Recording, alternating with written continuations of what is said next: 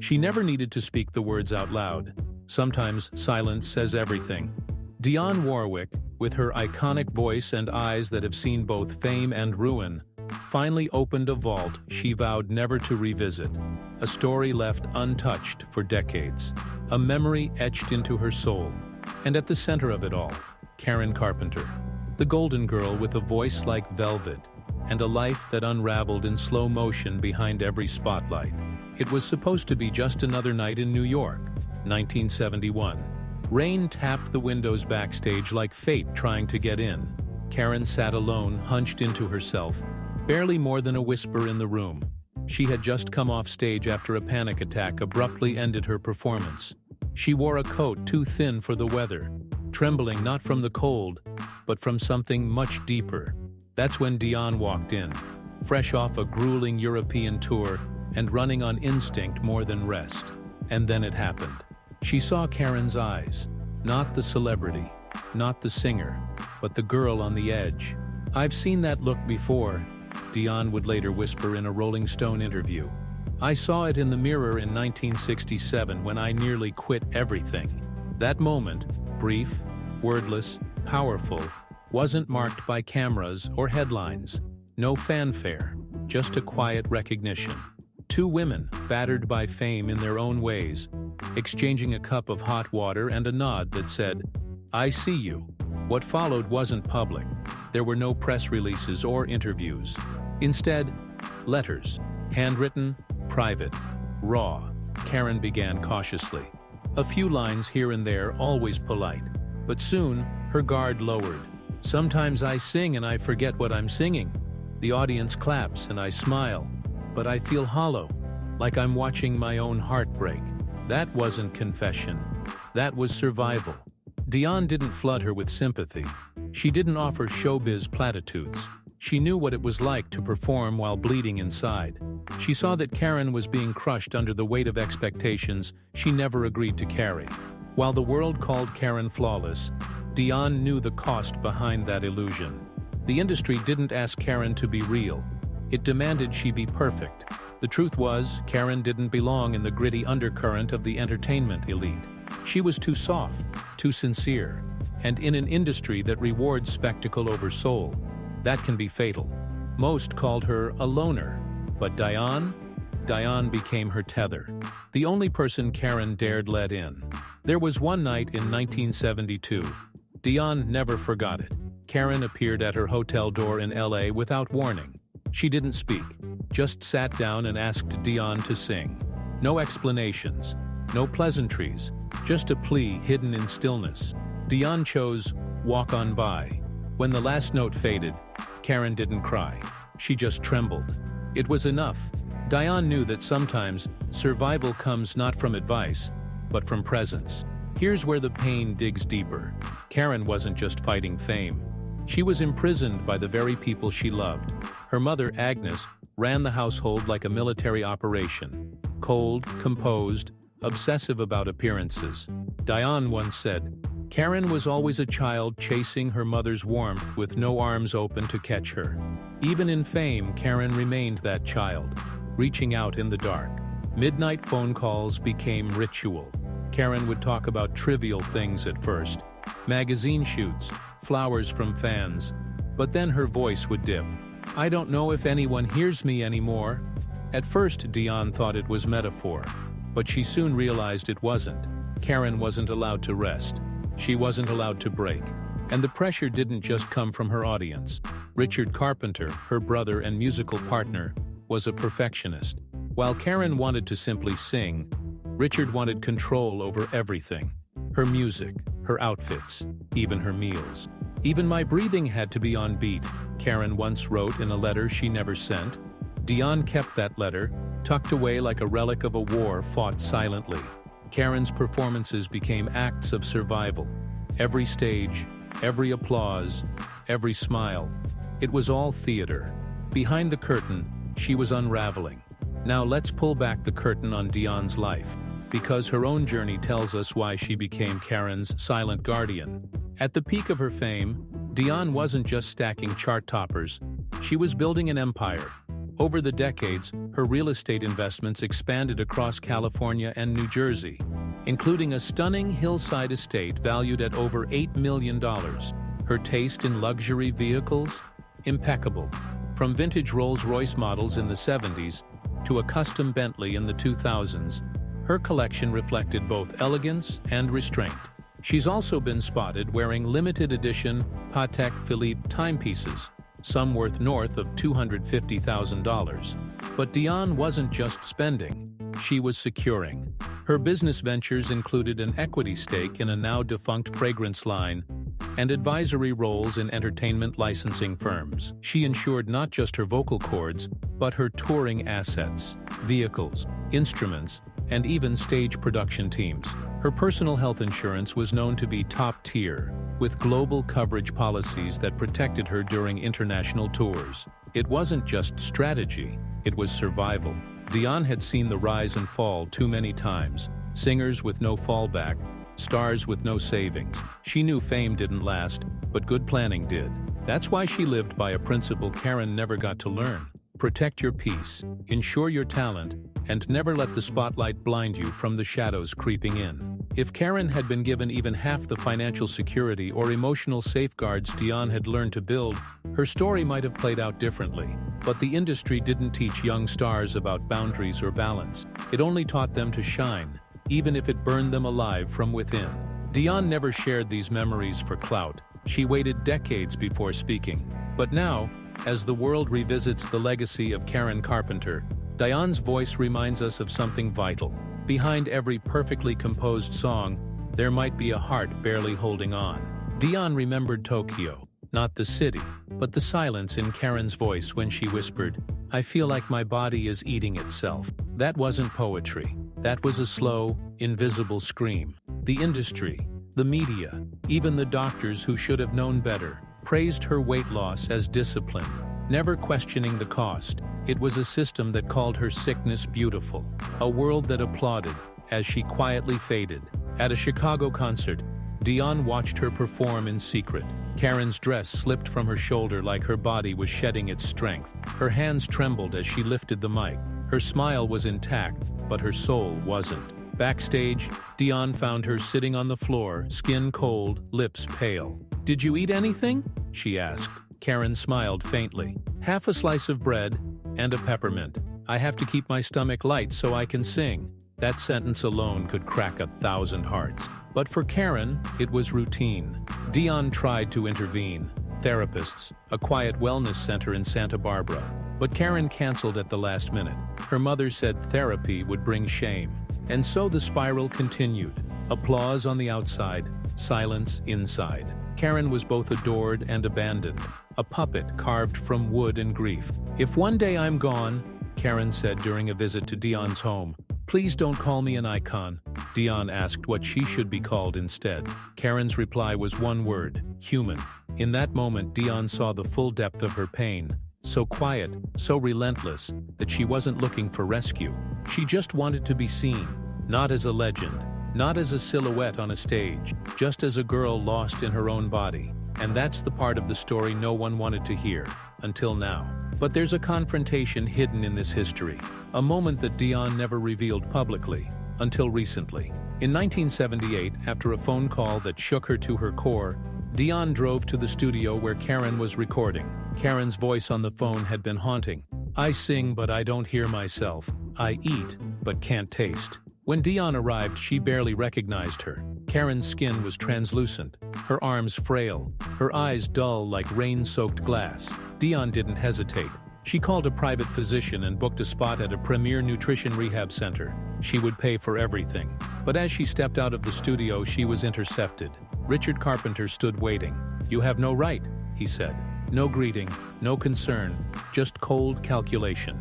Dionne's response was swift. "If she dies in the next 2 years, I won't stay silent." But Richard only replied, "Karen is an artist. She doesn't need a friend. She needs to maintain her image." That word, image, hung like poison in the air. Image over life, perfection over survival. That's when Dionne knew she wasn't up against a brother. She was up against a machine. Soon after, Dionne received an anonymous letter at her home. It read, Stay out of the Carpenter's business. No signature. No need. She understood exactly what it meant. Karen was never free. Her choices weren't her own. Even her silence had been choreographed. But Dionne didn't push further. She waited. 3 months passed. Then, one autumn evening in 1980, Karen appeared on Dionne's doorstep. She was even thinner, her hair dull, her spirit nearly gone. She said, "I can't feel autumn anymore. The leaves fall, and I feel nothing." For someone who once wrote lyrics inspired by the shift of clouds, that was the final sign. Her soul was dimming. Dionne quietly arranged secret doctor visits in Connecticut. They met in parked cars beneath trees, away from eyes and ears. But it was never enough. Karen had been shaped by a world that punished softness, praised silence, and rewarded destruction with applause. She was stuck in a life she didn't choose, and the price was her existence. Dionne's own life, by contrast, has been one of survival, not without wounds, but marked by resilience. She transformed pain into purpose, and financially, Dionne has grown into one of the most stable icons in the industry. With a career spanning 6 decades, her net worth, once modest due to predatory contract, saw a resurgence after regaining rights to her catalog and diversifying her income through endorsements and private performances. Today, estimates place her net worth around $15 million, but with royalties and syndication growth, projections suggest it could climb to $20 million by 2028. Unlike many peers who clung to excess,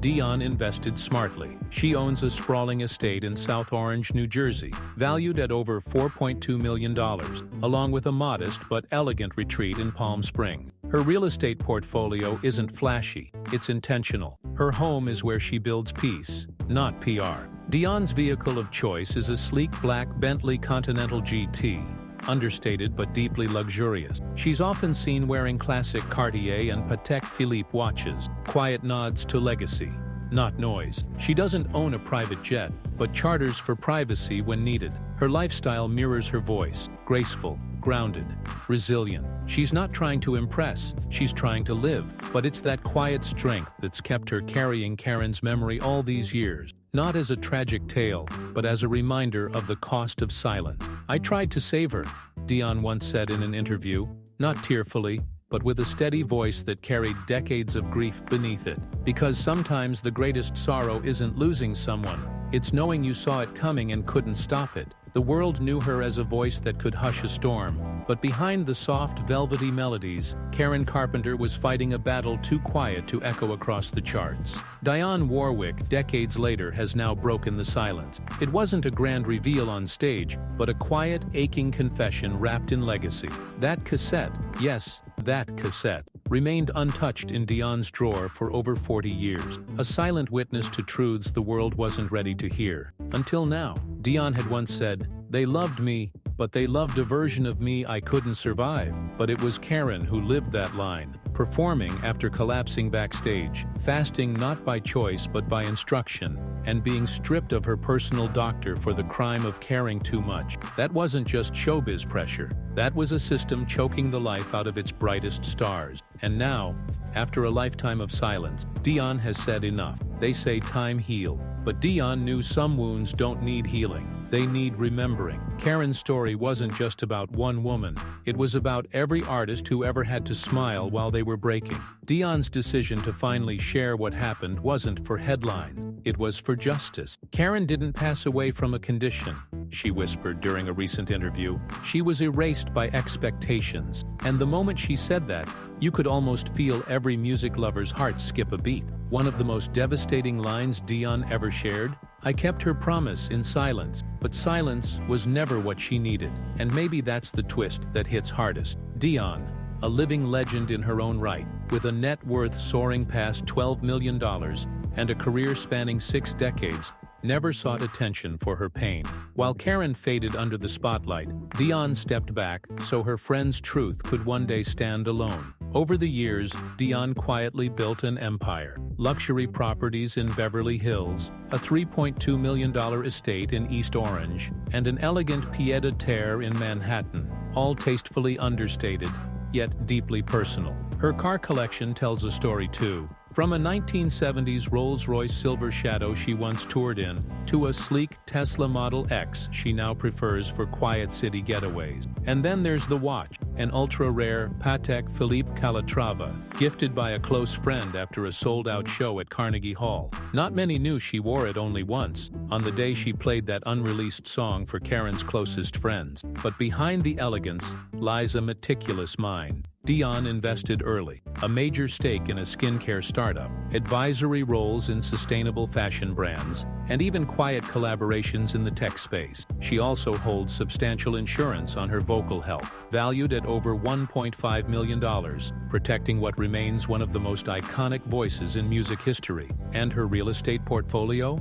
Now valued at over $9 million, including international properties in Paris and Barbados. Each purchase made not for extravagance, but for intention. "I never bought homes," she once said. "I bought places where my spirit felt quiet."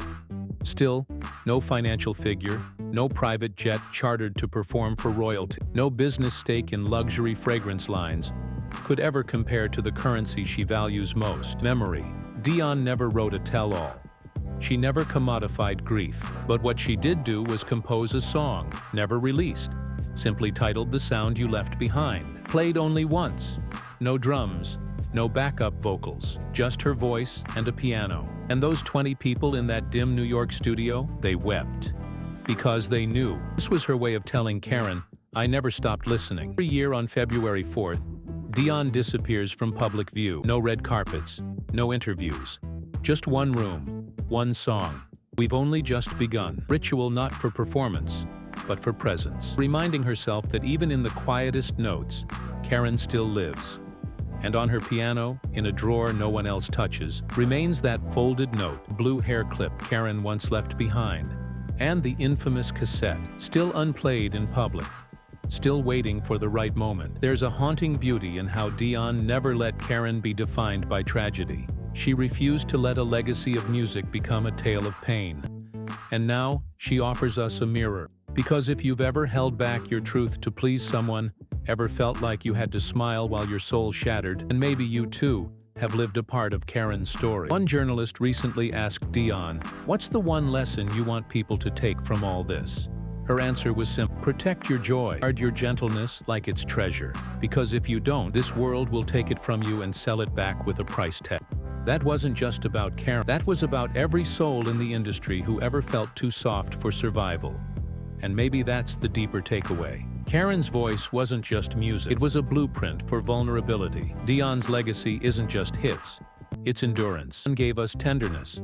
The other showed us how to preserve it. If there's a lesson in Dionne's financial longevity, it's this: it means nothing if it can't hold space for the ones who are gone. She structured her life so that her success became a tribute, not just a trophy. Even her estate plan, reportedly including donations to mental health advocacy groups and music therapy programs, echoes the promise she made: don't let her disappear. If you've ever heard Karen Carpenter's voice and felt seen in your sadness, or if Dionne Warwick's quiet strength has reminded you that silence can be louder than applause, then this story is yours too. And maybe now, decades later, the world is finally ready to understand. Not everything beautiful lasts, but what's remembered, what's truly remembered, can't ever die. And sometimes, the gentlest voices leave the deepest echo. And that's the heart of it. Karen Carpenter wasn't just a voice.